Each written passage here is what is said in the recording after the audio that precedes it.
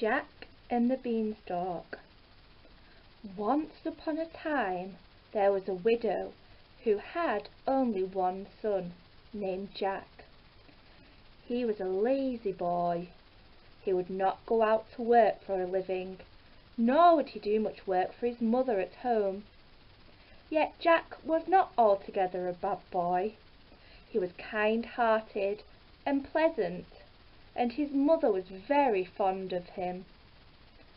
Jack and his mother lived in a tiny cottage, and they were very poor. As time went on, the widow grew poorer and poorer, while Jack grew lazier and lazier.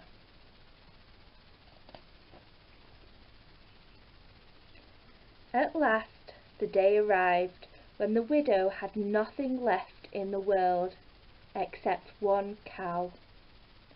Then she said to her son, "Tomorrow you must take our poor cow to market and sell her. She is all we have left in the world, so be sure that you get a good price for her."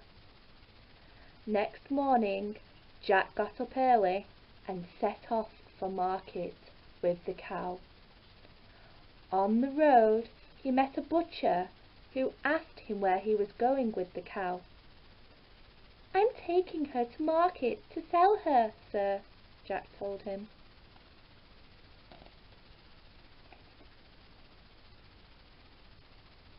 "I will make a bargain with you," said the butcher to Jack.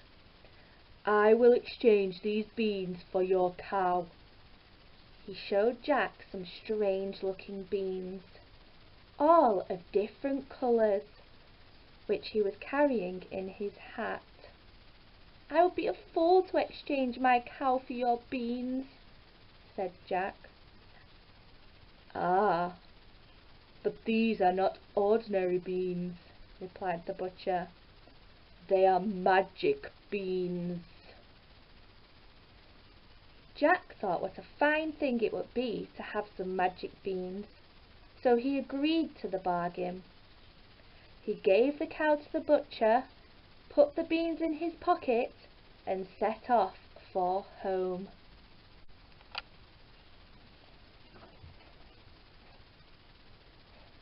Jack's mother was surprised to see him back so early. She thought he must have got a fine price for the cow. "Look, mother!" cried Jack. "I have made a good bargain. I have exchanged our cow for these beans." His mother was very, very angry. "You bad, stupid boy," she said. "Now we shall surely starve." In her anger, she threw the beans out of the window and pushed Jack upstairs to bed without any supper. "But they are magic beans," wailed Jack. "So I thought it was a good bargain." His mother was too angry to reply.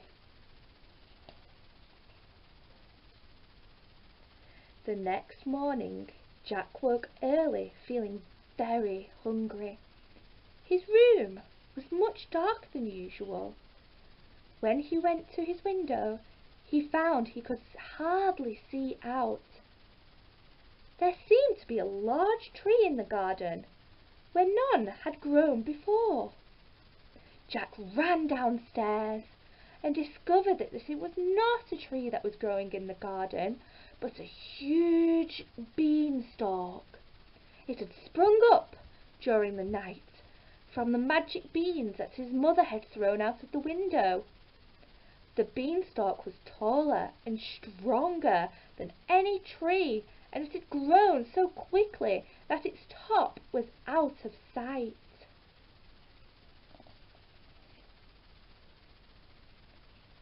Jack began immediately to climb the beanstalk. It was hard work pulling himself upwards from branch to branch, but Jack was a strong boy, and he was determined to reach the top. Jack climbed, and he climbed, and he climbed. Yet whenever he looked up, the top of the beanstalk still stretched upwards, out of sight. and all the time he grew hungrier and hungrier. At length, after many hours of climbing, Jack reached the top of the beanstalk and stepped off into a wild, bare country. Not a tree nor a blade of grass was to be seen, and there was not a house in sight. A long road led away into the distance.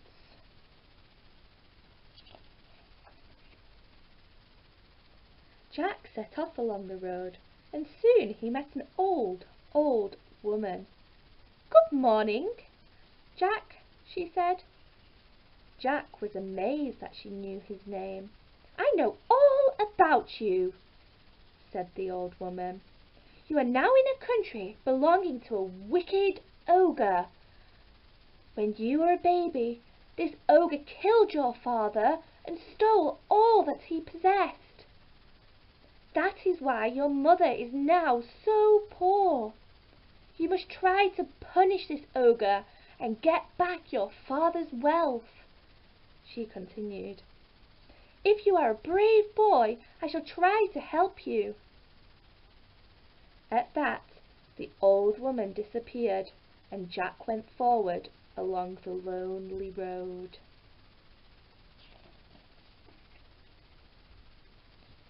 Towards evening, Jack came to a castle. He knocked on the great door, and a woman opened it. She looked startled when she saw Jack. "I'm very tired and hungry," said Jack. "Please can you give me some supper and a bed for the night?" "Oh, my poor boy!" cried the woman. "Do you not know where you are? My husband is an ogre, and he eats people. He'll be sure to find you and eat you for his supper." Jack felt afraid when he heard this, but he was too tired and hungry to go another step. So he pleaded with the woman to take him in.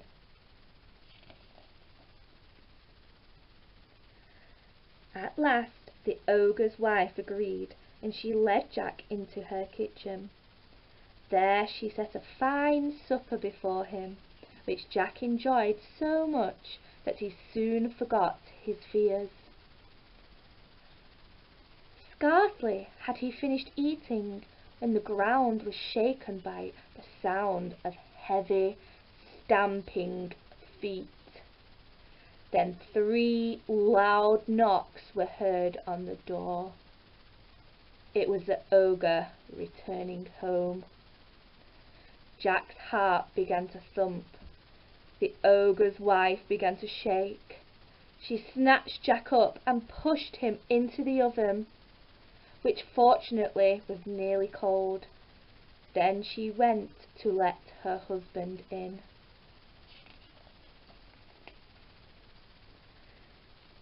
The ogre stalked into the castle, sniffed round the kitchen and roared, "Fee, fo, fi, fum! I smell the blood of an Englishman. Be he alive or be he dead, I'll grind his bones to make my bread." "Nonsense," said the ogre's wife. "You are dreaming." And she set an enormous meal on the table before him.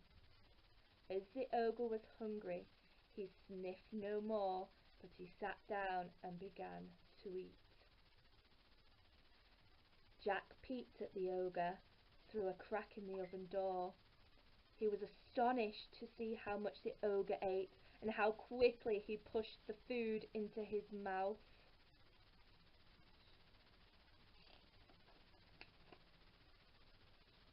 When the ogre had finished his meal, he shouted his wife, "Bring me my hen!" She brought it to him, and he sent her off to bed without a word of thanks. Then the ogre placed the hen on the table and shouted, "Lay!" Whereupon the hen laid a golden egg.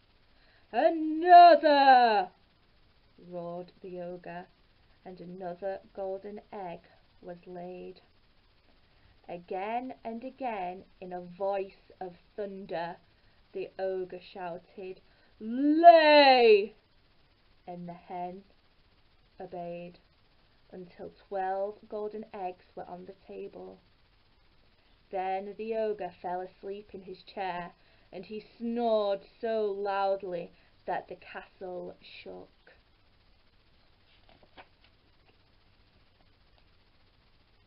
As soon as Jack heard the snores of the ogre, he crept out of the oven.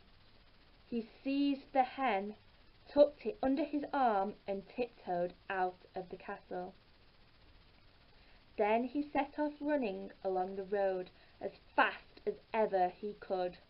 On and on he ran, until at last he came to the top of the beanstalk. He climbed down quickly and took the wonderful hen to his mother. She, poor woman, was delighted to see her son again, and when Jack set the hen on the table and ordered to lay a golden egg, she could not believe her eyes.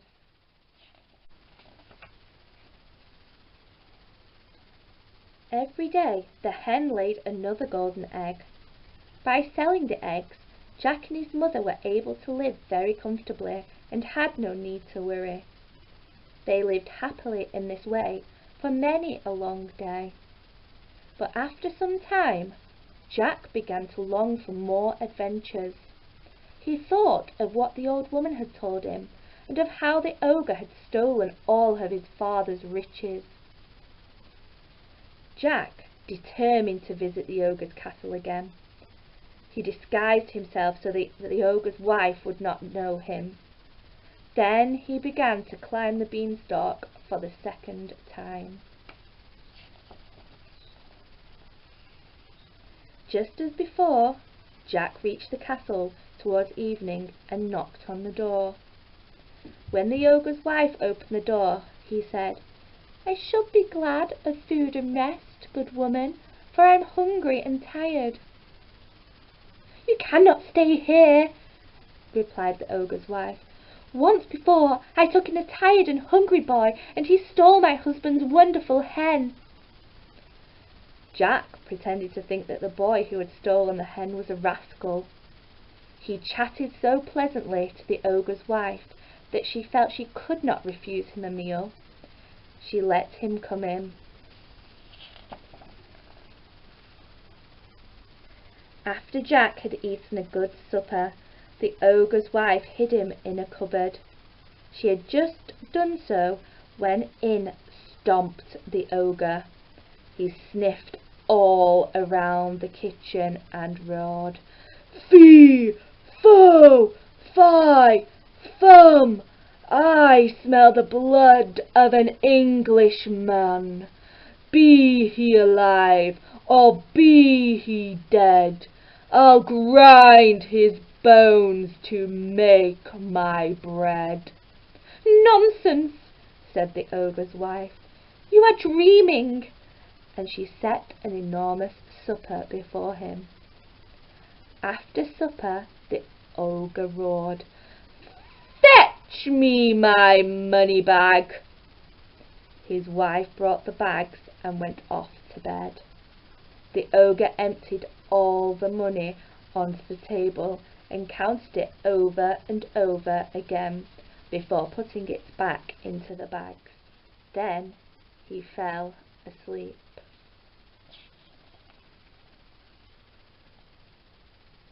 As soon as Jack heard the ogre's loud snores, he crept out of the cupboard and picked up the money bags. They were much heavier than he had expected, but he managed to sling them over his shoulder. Then he let himself out of the castle as quietly as possible. Jack could not run along the road because the money bags were so heavy. He was afraid that the ogre would waken and follow him, but he reached the top of the beanstalk safely. Once more, Jack's mother was overjoyed to see him, and when he emptied the money bags onto the table, she was astonished.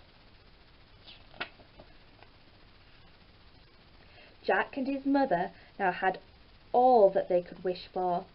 With the money that Jack had brought from the ogre's castle, they built a bigger house and bought furniture, fine clothes and food.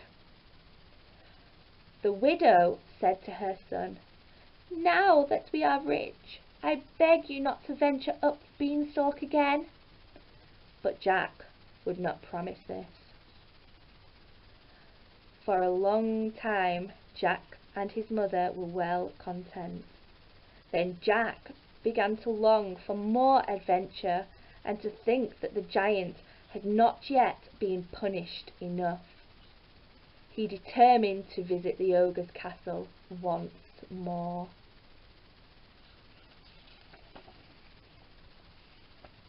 This time Jack used another different disguise.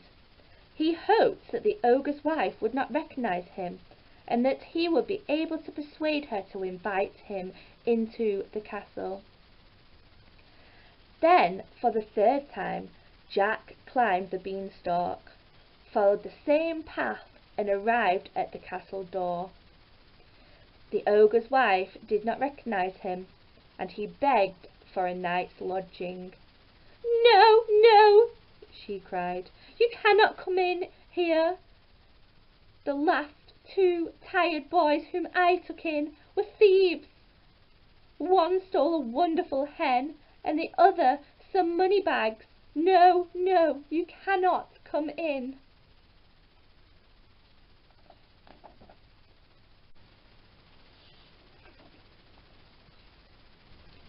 Jack begged and begged, and at last the ogre's wife took pity on him, asked him in, and gave him some supper. Then she hid him in the copper in which she washed her clothes.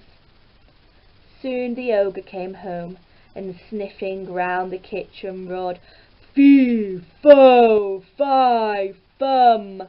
I smell the blood of an Englishman. Be he alive, or be he dead, I'll grind his bones to make my bread." "Nonsense," said his wife, "you are dreaming," and she set an enormous supper before him. After supper the ogre shouted, "Bring me my harp." The ogre's wife brought a beautiful golden harp and set it on the table before him. Then she went off to bed.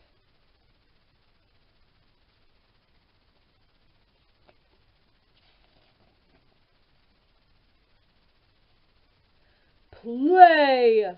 roared the ogre, and the harp began to play of its own accord.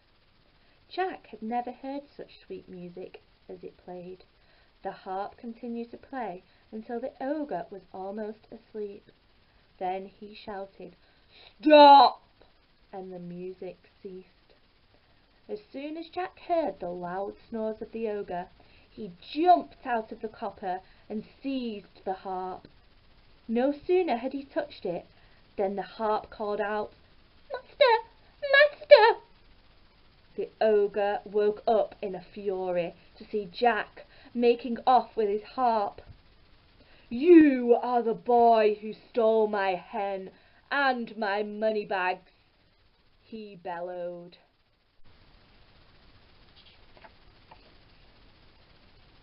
The ogre was still drowsy with sleep and heavy with food and wine, so he was not as speedy as usual.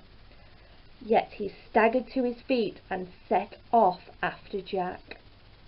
Jack was terrified, but he did not put the harp down. Slinging it over his shoulder, he ran for his life towards the beanstalk. And all the way along the road the harp continued to cry, "Master! Master!" Jack was too frightened and too short of breath even to think of saying "Stop" to it. Looking over his shoulder, Jack saw the ogre striding after him. Then he ran as he had never ran before in his life.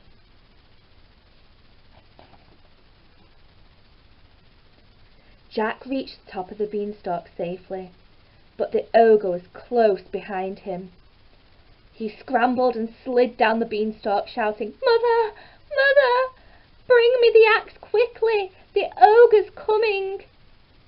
Then Jack's mother picked up her skirts, and running more quickly than she had run since she was a little girl, she brought her son the axe. By then the ogre was climbing rapidly down the beanstalk. Jack swung the axe with all his strength and gave one mighty blow at the beanstalk. The beanstalk toppled down, and there was a tremendous thud as the ogre was thrown headlong to the ground. He fell dead in Jack's garden, and so big was he that he filled it from end to end. Pointing to the ogre, Jack said to his mother, "He killed my father and robbed us of all our wealth." At that moment there appeared the old woman who had talked to Jack. She told them that she was really a fairy, but that she had lost her magic power and being unable to prevent the ogre killing Jack's father.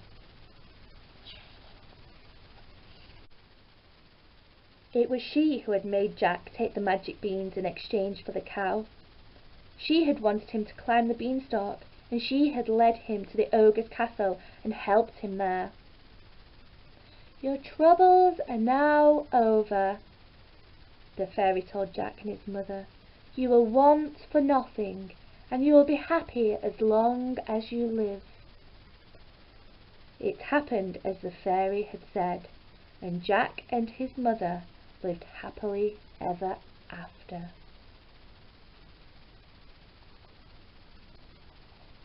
The end.